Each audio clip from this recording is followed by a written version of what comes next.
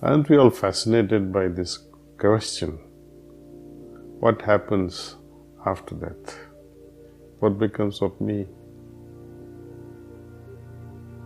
Don't we ponder also what was I before I was born? So somewhere I must have died in the past.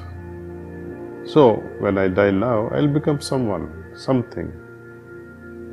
And this circle goes on and on and on, unless, of course, this new mechanism which yogis have invented, from their experiences they have claimed that there is a state that is of a liberation or a moksha. And what happens to an individual soul that is liberated? Does it mean he will not be incarnated again? Not really.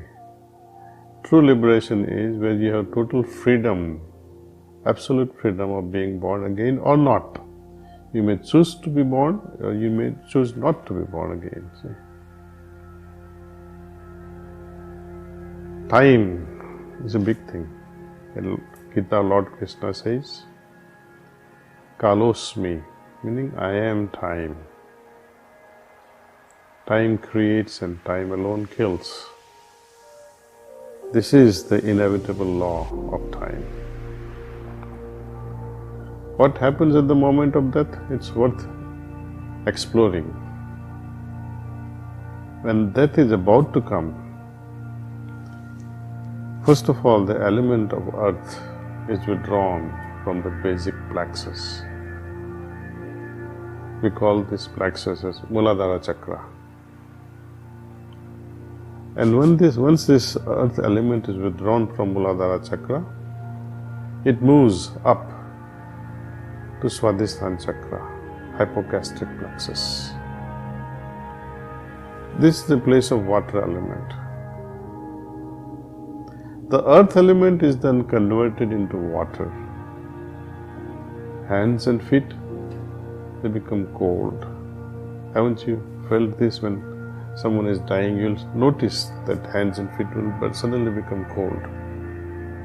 This is the dissolution of water.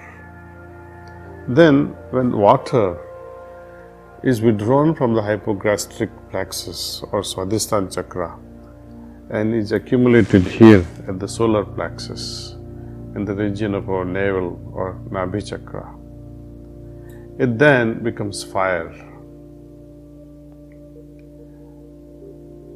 The region above the navel, above, it will become warmer. This is the dissolution of fire. Then the fire is gradually withdrawn and moves upward to cardiac plexus, Anahata or Hridaya Chakra, where it meets with air, mixes with air of the heart region. And the whole body, it begins to tremble. This is the dissolution of the air element. After that, the air of the cardiac plexus is withdrawn to the ether element, and it somehow dissolves the element which is present at Kantha Chakra or pharyngeal plexus. There, a sound is produced at this Visuddhi Chakra.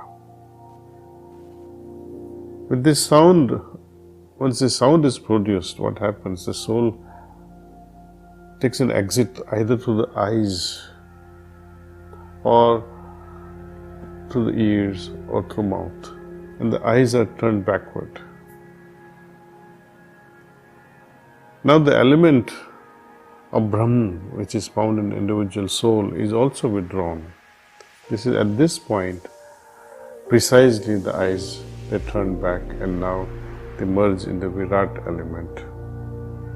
If the soul is liberated, then mixing with the Virat element becomes possible after exiting from Brahmarandhra, which is from the back, where generally, you must have seen elderly people of bygone days used to keep a choti or a ponytail on the back.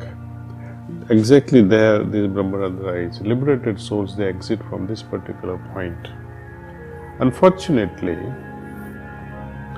tradition holds on to this idea so strongly that even after death, even when the body is totally burnt and some parts of skull remains, they will smash it. And they smash it in such a way that the soul gets to leave from this 12th or the Brahmarandra chakra. But this is inhuman, this is violent. A liberated soul doesn't need such a blow from heavy instruments. It just evaporates, it just transcends automatically at that very moment of death and mixes or merges with the Virat element. So this is in brief what really happens at the moment of death, and depending upon the vibratory level of our Atman. If it is Sattvic, there too there is a whole spectrum of Sattvikta. If it is Tamasic, there is a spectrum of Tamsikta. And if it is Rajasic, there is also a spectrum. To what extent is it Tamasic or Rajasic or Sattvic? And combination of it all. There is infinite possibilities, and accordingly there are infinite dimensions. So based on the vibratory level of the soul, it will reach out to that dimension which is compatible to that vibration.